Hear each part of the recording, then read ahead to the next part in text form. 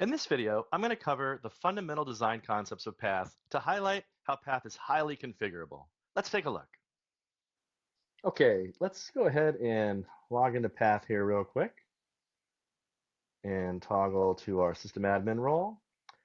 So there's three fundamental design concepts when we're setting up a Path account. The first one is going to be users. So users are really straightforward. That's going to be for your employees, third-party originators, outsourced processing, underwriting, QC, anybody that you need to be able to log into Path. You're first going to go in and set them up as a user.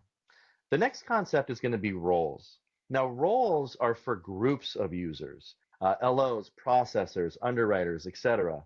And roles manage workflow and access for a group. Now, each group can have its own role, or multiple groups can share a role. Now that comes in handy when you've got users that wear multiple hats or they like to help each other out.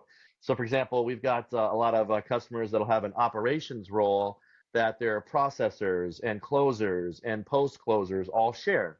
So again, we could set up roles for individual departments, or we could set up one role that multiple departments share.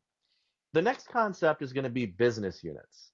So business units are settings for a group of users.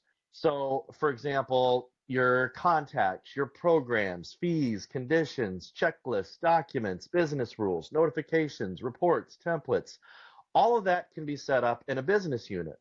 Now, each group can have its own business unit, or multiple groups can share a business unit. So high-level use case, let's say you've got two branches, and branch A does loans differently than branch B.